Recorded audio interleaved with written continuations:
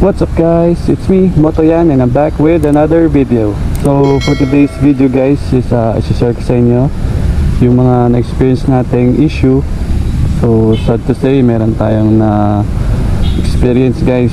So sa mga nagtatanong about sa mga issue ng Easy Ride 150p, so isi-share ko sa inyo guys yung mga na encounter natin kasi for the past 3 months merong mga issue tayong na experience.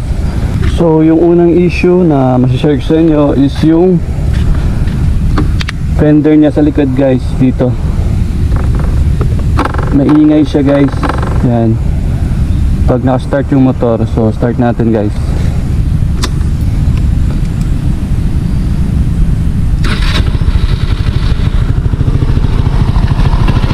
Yan, iwan ko naririnig nyo guys, maingay siya. Ito yung nagkakos ng ingay niya sa likod. So di pa natin nagagawa ng remedyo kung ano yung magandang solusyon dito guys. Yan, naiingay siya. Yan, tingnan nyo. So isa ito guys sa mga issue natin. So masolusyonan naman to guys, kaya naman to. So next na issue natin, so hindi naman to madami.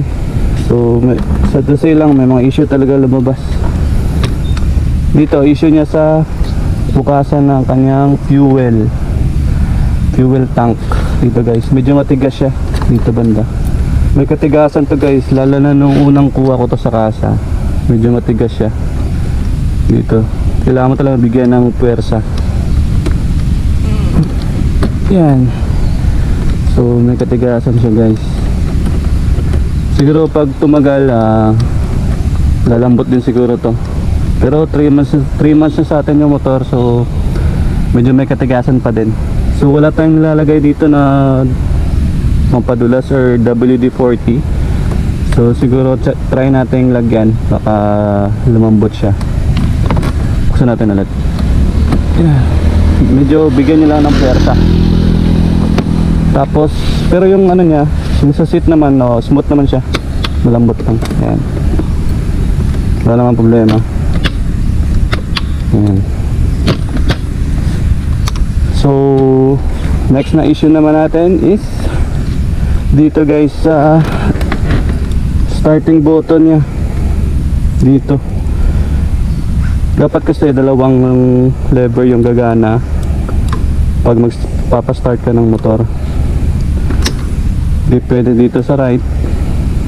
Press mo yung brake tapos yung starter. Yan, gagana siya. Dito naman sa kaliwa dapat gagana din to. Eh ngayon sa atin di na gumagana. Dito sa left na lever natin dapat gagana din to. Ngayon hindi na siya gumagana. Nung unang kuha natin gumagana siya, pero ngayon hindi na. Yan. So minsan ginagawa ko, ginagalaw-galaw ko yung wiring dito sa starter siguro niya dito. Ito guys, oh, hindi ko alam kung paano ayusin to. Try ko na lang ayan, sa mekaniko ng motor start kung kaya niya dito. So ginagalaw-galaw ko doon para gumana siya. Ayun, gumana. So hassle lang guys, kasi bago pa lang yung motor may ganong issue na sa wiring siguro. So isa yun sa mga issue natin guys sa unit ko. Hindi ko lang alam sa iba kung ganito din yung issue na na-encounter nila sa pagpapastart ng motor. And then speaking of pagpastart ng motor, medyo hard starting din siya guys, lalo na pag umaga. Medyo pag pinapainit mo siya, namamatay din siya bigla. Pero pag nagpainit ka na ng motor or kunyari tumakbo ka na ilang kilometro, nagiging okay naman yung minor niya. Yan, nasa 1,000 to 1,500 yung RPM natin guys. So okay na yun, 1,000 to 1,500 lang yung RPM ng idle natin. So yun, isa din yun sa mga issue natin guys. May encounter din pala ako nung nagbibiyahe ako, bigla din siyang namamatay sa daan. So nagugulat ako pag bibigyan ko ng gas, hindi na siya tumatakbo, yung pala patay na. Kasi medyo tahimik yung makina natin, so di natin masyado naririnig. So medyo delikado din yun guys. So siguro isa din yun sa mga major na issue na na-encounter natin dito sa motor natin. So siguro magagawan din naman yun ng paraan. Siguro bilhin na lang, siguro yung spark plug yung issue nun guys. So palitan lang natin ng medyo quality na spark plug. So yun yung mga ilang issue na na-encounter natin guys for the past 3 months na nasa atin yung motor. So sad to say, meron talagang lumalabas na issue. Magagawa naman yun ng paraan guys. So magtanong-tanong lang tayo sa mga ibang may-ari ng Easy Ride 150P sa mga solusyon. So yun yung gagawin natin guys. Hahanap tayo ng ideya, solusyon. And yung isang issue din guys sa U-Box natin, napapasukan dito ng tubig. For awareness lang ng mga ibili ng bagong Easy Ride 150P, isa din to sa issue guys. Yung U-Box nya napapasukan ng tubig. Malaki sana yung capacity ng U-Box nya, kaso yun nga, pag umuulan, pag nag-washing ka, may pumapasok na tubig. So yung ginawa kong solusyon is bumili ako ng rubber strip yung sa mga pinto ng sasakyan. Yun yung ginawa kong solusyon. Pero sad to say, ganun pa rin, napapasukan pa din siya ng tubig. So for now, yun lang naman yung mga issue na na-encounter natin guys. So sana huwag nang sundan or wala na sanang lumabas pa na bagong issue. Baka makita pulo natin.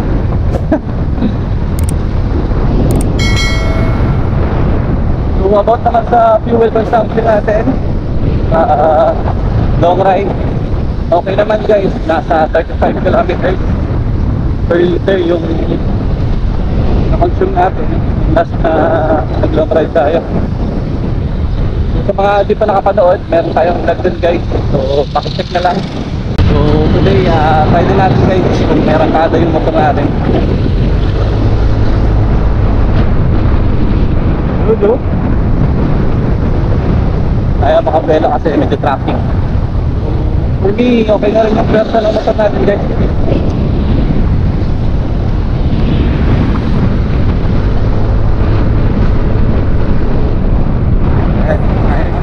Overtake.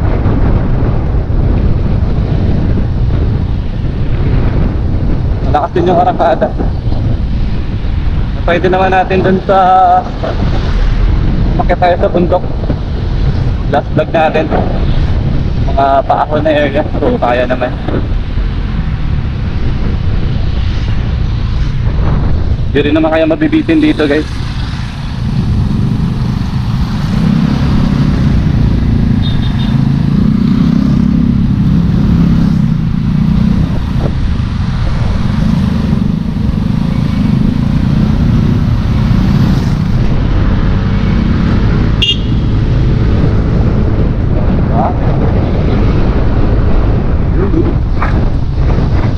Yung braking na guys, okay din. Yan. Maganda yung braking ng Easy Ride 150P. Quality din. Naka-disc brake, naka-200. So, sulit yung pera natin dito guys. Sa mga nagbabala kumuha, palagi ko sinasabi na mare-recommend ko talaga ito sa inyo. Kung kaya magdalawang isip, habang may stocks pa sa mga kasa, kuha na kayo guys. Dito kasi sa amin sa Visayas, sa San Carlos City to be specific, nagka-stock nung nakaraan isang piraso, kulay puti din. Yun, siguro mga ilang araw lang nakuha din agad. Marami din kasi nag-aabang. Ang pogi din kasi ng motor natin guys. Ang pogi. Alam na di tayo pogi, basta yung motor natin pogi. Okay.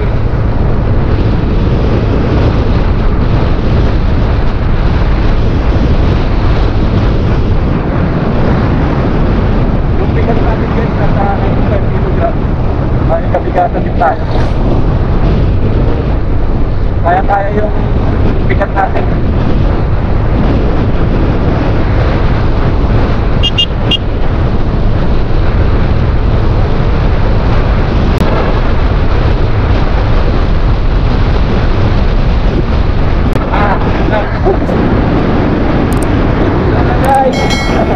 Guys, lagi, subscribe for more.